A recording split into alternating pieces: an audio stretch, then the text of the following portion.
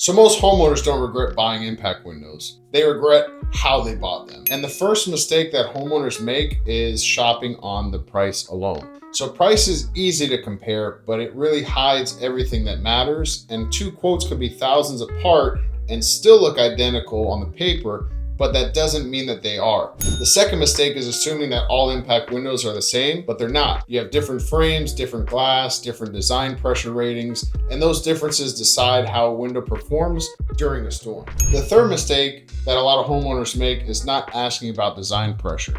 Most homeowners hear impact rated and they stop there, if they even get to that point. But impact rated doesn't mean correctly for your home. Exposure matters, opening size matters, orientation matters. And when you ignore design pressure ratings, that's one of the biggest risks homeowners face without even realizing it. The fourth mistake a lot of homeowners make is actually ignoring the installation quality. A lot of people focus on the price, but they're not really concerned with the company that's installing them and what that track record looks like. And as I mentioned in a bunch of my videos previously, if it were my mom's house, I would rather her use a professional company with a inferior product versus an inferior company with a superior product, because at the end of the day, the installation is almost as important, if not more important, than the actual impact window itself. And at the end of the day, my biggest concern is that you have a high quality window or whatever quality window installed, and that poorly installed window could fail. Anchors, fastening, spacing, the embedment of those anchors, basically how deep into the concrete those screws or anchors, fasteners are going, really matters at the end of the day. And a lot of people don't pay attention to that. And once again, the inspectors are not going around and asking the installer to remove every screw around the window. So there is a little bit of a trust factor. We actually have had very few inspectors, but we have had them actually ask us to pull out a random screw or two just to look at the length of the screw. And what he's looking at there is, where does the window frame stop? How much space do we have from the end of the frame until we hit the actual concrete? How deep into the substrate is that screw going?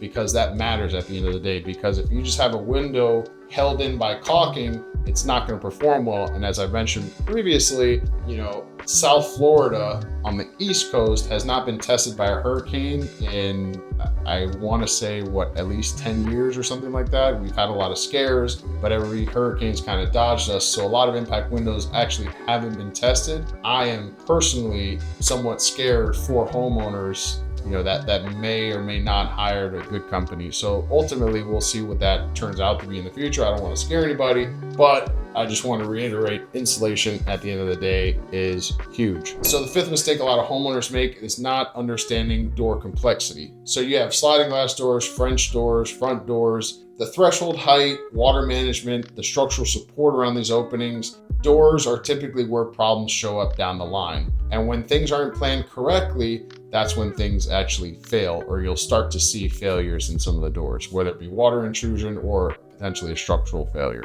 The sixth mistake that people make is trusting discounts. I made a video, and I plan on doing a lot more videos. Since I'm always mentioning impact windows, doors, roofs, I get a countless number of ads on Instagram, and I see buy one, get one off, 70% off. I saw one the other day that was 50% off windows and doors, plus 40% off installation. And I'm wondering, how is that possible? It's not. There's zero possibility. The only way that this happens is I'm going to sell the job for $50,000. I tell the homeowner it's $100,000, but I'm going to give them 50% off. Guess what? I just end up right back at the $50,000, which was the original price. If a discount sounds unrealistic, it usually is. And I guarantee you, if you go on Facebook or Instagram right now and you scroll through and you've been looking for impact windows or roofing, you're going to see a huge amount of unrealistic offers. I understand if you see 5%, 10%, 20, anything over 20%, I would not trust it. Or I would just not recommend it to my mom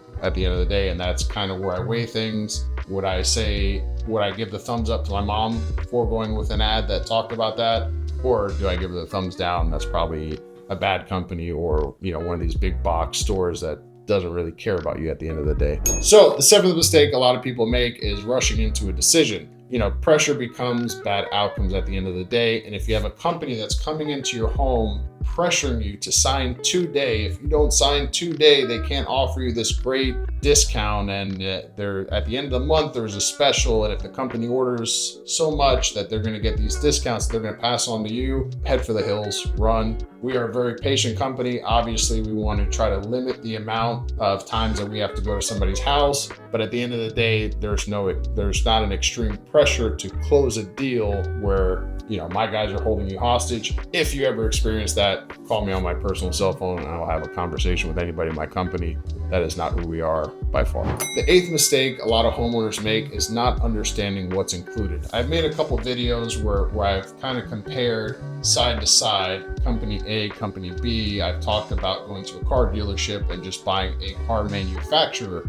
Like, we don't go and buy a Mercedes, we buy a certain model of Mercedes. A lot of companies will basically give you a quote that says, we're going to give you Mr. Glass.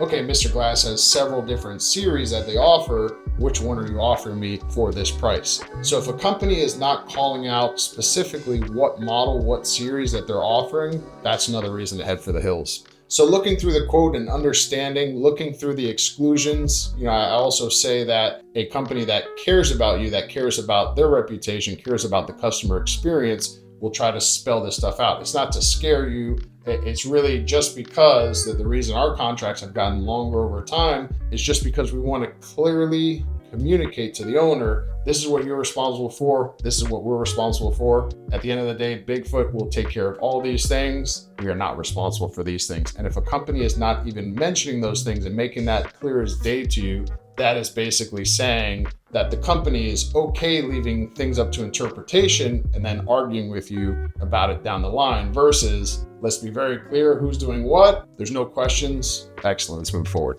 That's something I'm hugely passionate about. And, you know, we've taken a lot of time to learn, experience these things, go back to the drawing board, see how we can create a better customer experience at the end of the day, improve our processes, and deliver a better product and a better experience at the end of the day. So the ninth mistake a lot of homeowners make is assuming that passing an inspection means that the job is perfect. So once again, inspection means minimum compliance. Performance comes from the execution and will come over long-term testing of how your product performs. So even though a company passed inspection, if you are unsure about certain things, or you saw certain things, or you have pictures of certain things and you want a good explanation as to what those are, if a company gets defensive, you know, I guess you're a little late in the game to head for the hills, but it's a great conversation to have up front saying, hey, you know, if we do see some things that we don't agree with, how is your company going to handle that? That is an excellent conversation to have with said company or any company. So the 10th mistake people make is not planning for the long-term comfort.